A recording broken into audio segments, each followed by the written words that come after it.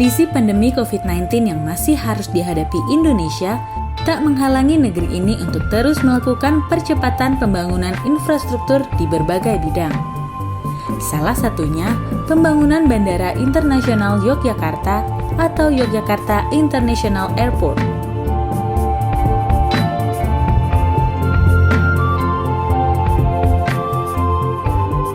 Kini Yogyakarta memiliki pintu gerbang baru. Presiden Republik Indonesia Joko Widodo meresmikannya dalam rangkaian kunjungan kerja ke daerah istimewa Yogyakarta pada Jumat 20 Agustus 2020. Bandara Internasional Yogyakarta terletak di Kabupaten Kulon Progo. Dalam sambutannya, Presiden menyebut pembangunan bandara ini dikerjakan dengan sangat cepat.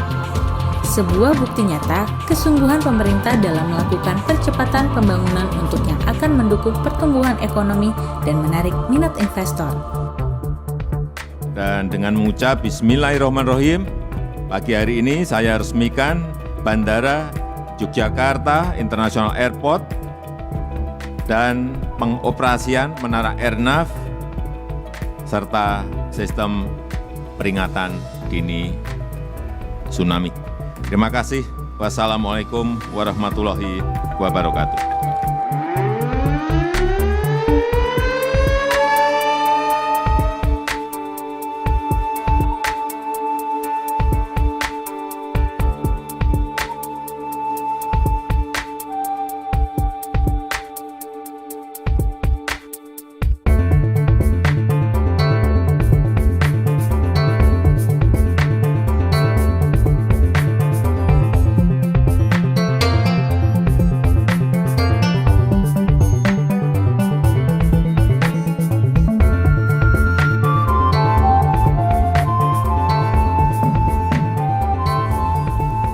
Jika dibandingkan dengan Bandara Internasional Adi Sucipto dengan panjang landas pacu atau runway 2.200 meter, maka bandara baru ini memiliki landas pacu yang jauh lebih panjang, yakni 3.250 meter.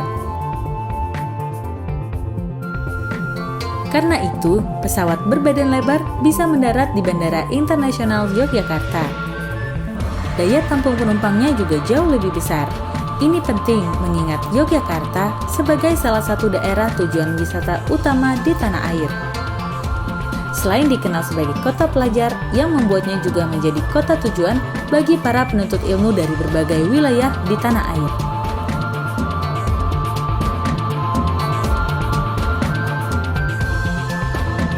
Jadi Bandara Yogyakarta International Airport itu adalah bandara yang kita bangun untuk menyelesaikan persoalan yang ada di Adi Sucipto. Karena di Adi Sucipto itu kan bandara dengan kapasitas 1,6 juta penumpang, tapi penumpangnya per tahun sudah 8,4 juta.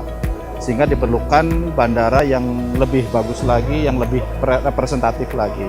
Sehingga kita bangun Bandara Yogyakarta International Airport. Nah, kapasitas di bandara ini bisa menampung 20 juta penumpang. Karena ruas terminalnya itu 219.000 meter persegi ya. Jadi kalau dibandingkan dengan Adi Sucipto itu 12,7 kali lebih besar dari yang ada di Adi Sucipto. Nah, keistimewaan lagi adalah dari sisi runway-nya. Karena ini bisa 3.250 meter panjang runway-nya, sehingga pesawat yang paling besar, yang paling berat itu bisa mendarat di sini tanpa ada restriksi. Bayangkan dampak terhadap kegiatan pariwisata saya kira akan sangat baik dan tentu saja ini bisa mendorong pertumbuhan ekonomi Jogja. Ya, jadi ini bisa membuat daerah istimewa Yogyakarta menjadi lebih istimewa lagi dengan adanya bandara ini.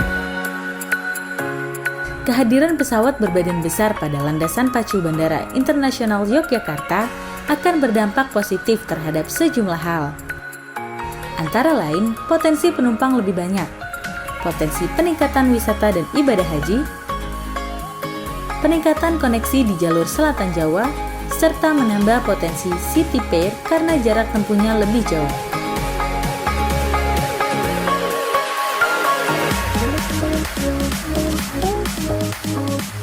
Tower di Bandara 2 juga lebih tinggi, yakni 39,5 meter, dibandingkan dengan tower di Bandara Internasional Adi Sucipto yang tingginya 25 meter.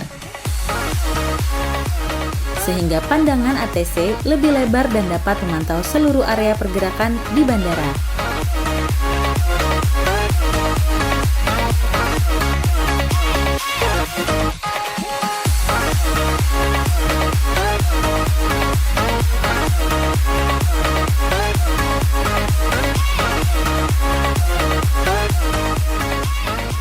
Sistem peringatan dini tsunami juga telah siap beroperasi di Bandara Internasional Yogyakarta dan dioperasikan oleh Badan Meteorologi, Klimatologi, dan Geofisika.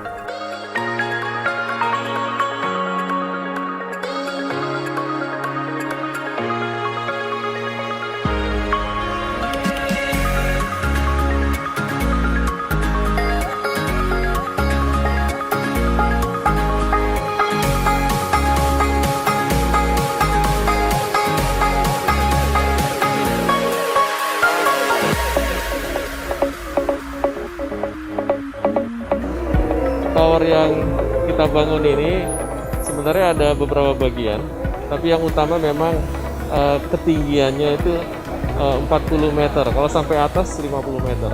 Nah, pada saat di Adi Sucipto, ketinggiannya hanya 25 meter. Otomatis memang jangkauan pengawasan yang dilakukan menjadi lebih luas dan lebih presisi. Kita bisa melihat sampai dengan ujung-ujung runway di panjang 3.250. Sedangkan di Adi Sucipto hanya 2.250. Dan kemudian memang peralatan-peralatan yang kita pasang di sini adalah peralatan yang terkini, dan gedung tower ini didesain tahan gempa sampai dengan 8,8 magnitudo.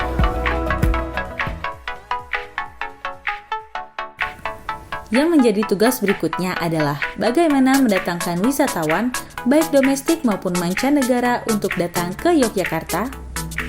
Hal ini bukanlah tugas yang ringan, mengingat situasi ekonomi yang tengah sulit di tengah pandemi COVID-19.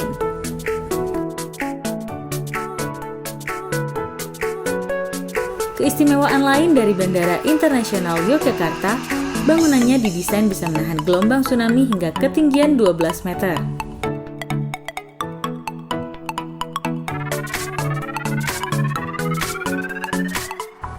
Pembangunan Bandara Internasional Yogyakarta ini menelan biaya sebesar 11,3 triliun rupiah, dengan rincian 4,2 triliun rupiah untuk pembebasan lahan dan 7,1 triliun rupiah untuk konstruksi baik terminal maupun landasan pacu.